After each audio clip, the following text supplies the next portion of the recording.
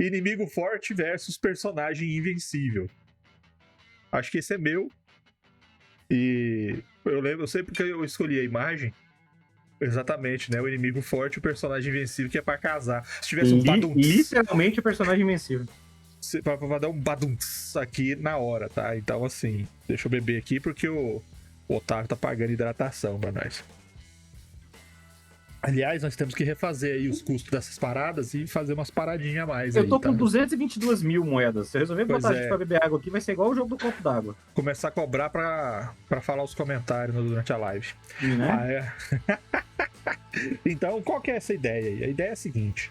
Poxa, você teria uma morte que não seria uma morte ruim se o inimigo é forte versus um personagem invencível. A lógica diz que uma morte seria inevitável, não é? Um é forte, o outro é invencível. Só que isso daí está carregado daquela ironia que só o Marcelo consegue fazer nos temas nossos aqui, onde ele quer falar uma coisa e coloca as imagens que significam exatamente outras. Por quê? Aqui é um inimigo forte contra personagens que se acham invencíveis. Essa é a grande questão. E esse tipo de morte é uma morte ruim, porque é uma morte imbecil, é uma morte besta, é uma morte burra. Porque geralmente o mestre, ele faz em certas histórias, em certos momentos, a atribuição... Ó, Song of Skyrim tá gastando todas as moedas dele, porque o Marcelo falou que tem 20 mil e o Skyrim também tem 220 mil. O meu problema não é nem esse. A hidratação eu até aceito de bom grado. O problema é olhar a postura. Eu de fato tô sempre com a coluna toda cagada. Eu tô de bom aqui, porque pra transmissão eu fico parecendo um menininho educado.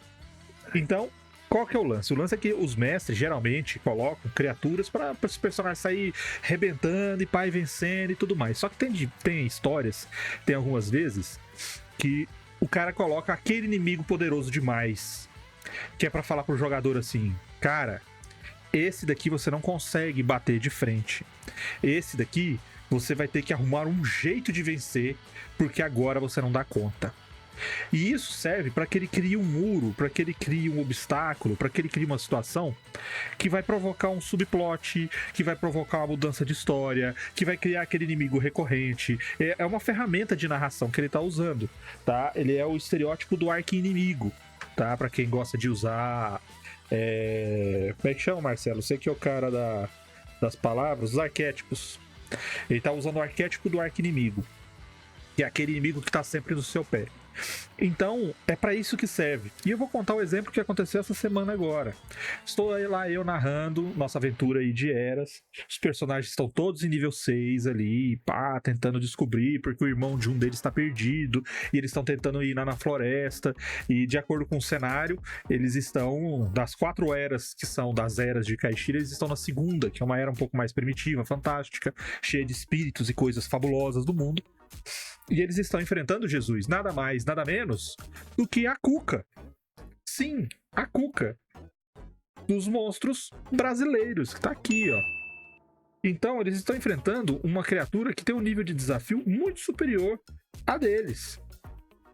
E eles enfrentaram ela uma vez. Na sessão retrasada, eles acharam o covil da Cuca e todos eles foram aprisionados. Todos eles foram presos, todos eles foram pro caldeirão e estavam lá enfeitiçados, dormindo e totalmente indefesos contra a Cuca.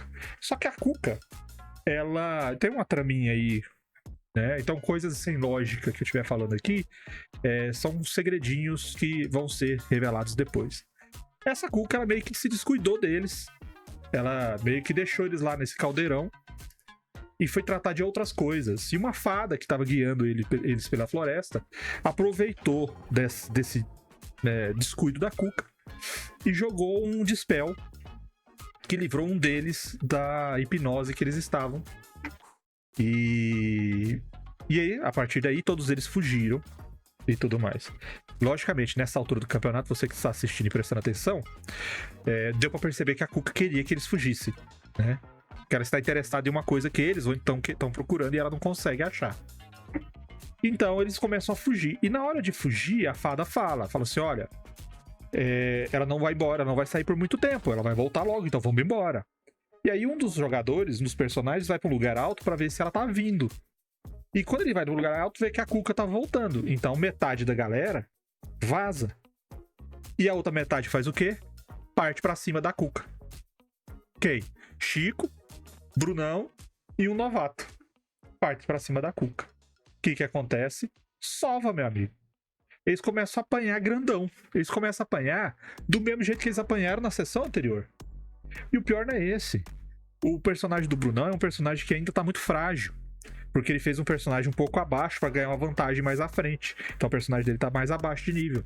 E aí na hora de correr, na hora de fugir, o Chico é um cara esperto. O Chico é um druida. O Chico, ele é um metamorfo. O Chico vira um bicho e ó, vaza. Porque ele quase morreu numa só. Só que na hora de fugir, o novato e o Bruno não são tão ágeis. E o Brunão não consegue correr. Por quê? Porque a bruxa deixou ele... A Cuca, a bruxa, deixou ele cego. Eles só se salvaram porque eu faço aquele negócio que eu falei antes, deles terem uma cartinha de ação, aquela regra das ações. Então o cara sacou a carta especial que ele tinha lá, de pontos, de pontos heróicos, pra salvar o Brunão, que tava cego e com ponto de vida. Porque ia morrer. Eu tinha falado, ele vai morrer. Por quê? Porque eles já deviam ter aprendido que eles não eram páreo pra bruxa. Então, quando um personagem, o jogador, não consegue associar isso, ele vai simplesmente saltar para a morte. Ele vai simplesmente enfrentar uma criatura que ele não consegue e vai morrer bestamente. E eu vou poder fazer o quê? Nada. Vai servir como lição pra galera. Isso é típico de alguns sistemas de RPG, tipo o próprio D&D mesmo assim, ou talvez de alguns tipos de narradores, principalmente de D&D, que leva o jogador a crer que o personagem dele é, igual você falou, acha que é invencível. E aí ele acha que todo o desafio está à altura dele. Ele nunca pensa que o desafio está lá para ele recuar. O desafio está lá para, igual você falou também, para mostrar que vocês precisam treinar mais, vocês precisam fazer a jornada do herói. Vocês chegaram na parede, vocês precisam agora fazer todo um percurso de redenção, ou um percurso de evolução, para vocês chegarem ao nível do cara lá. Que aí se vocês vão... Que faz parte, inclusive, de uma estratégia narrativa muito boa, que é quando você vê que você era um lixo, e aí você chega, cara, agora eu estou batendo de frente com o cara foda. Então, assim, você se sente evoluído, né? Você sente que você cresceu, você sente que o seu personagem ficou mais forte. E aí, quando você acha que você sempre vai ser o protagonista da história, né? E como protagonista você nunca vai morrer de verdade, como a Marcela tá falando nas outras histórias ali de Marvel e alguns outros cenários, você acaba fazendo isso. Você acaba, tipo, foguete não tem ré, eu só sei andar pra frente, tudo que tiver na minha frente eu sou capaz de destruir. E aí, quando você bate numa parede dessa, o que o Vermelho falou logo no início é a melhor definição. É uma morte boba e desnecessária. Basicamente... Eu vou falar sobre isso de novo mais à frente, então não vou nem avançar muito aqui nesse ponto. Mas eu concordo. É uma morte muito ruim porque ela é evitável. Toda morte de personagem evitável é ruim. Toda morte evitável é ruim. Porque ela é derivada de um erro. Ela é derivada de um erro. Seja um erro seu, seja um erro do jogador, seja um erro de cenário.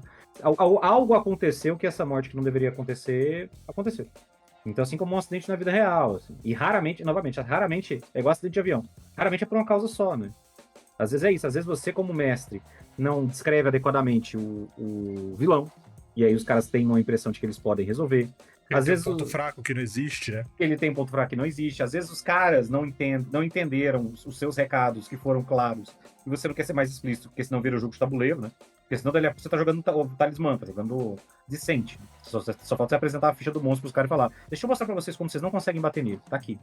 Então, assim, às vezes você tá sendo explícito e os caras também, quase explícitos, os caras não estão entendendo. O Chico pediu pra ver a ficha e só desistiu da luta porque viu a ficha do monstro. É uma sequência, às vezes é uma combinação de erros dos dois lados que leva a uma situação absolutamente evitável. E quando é assim, é uma bosta. Porque você não quer matar novamente, gente. O objetivo não é esse, né? O objetivo não é esse. Você não tá jogando pra isso. Vieira colocou um comentário excelente. Às vezes não é o seu dia de morrer, mas é o do piloto. É isso. Às vezes é aquela coisa, né? Às vezes não é o dia do seu personagem morrer, mas o colega do lado vai. E aí ele vai morrer cedo e a luta vai ficar desbalanceada. Aí, meu Você vai tentar salvar ele, quem morre é você. É igual quando a gente joga MMORPG, né? Que acontece isso. Meu personagem morreu. Tem como vocês me ajudar a pegar os itens de volta? Ah, não, vocês morreram também. Pronto, agora tem 6 pessoas que precisam pegar os itens de volta e não tem mais ninguém pra ajudar e acabou.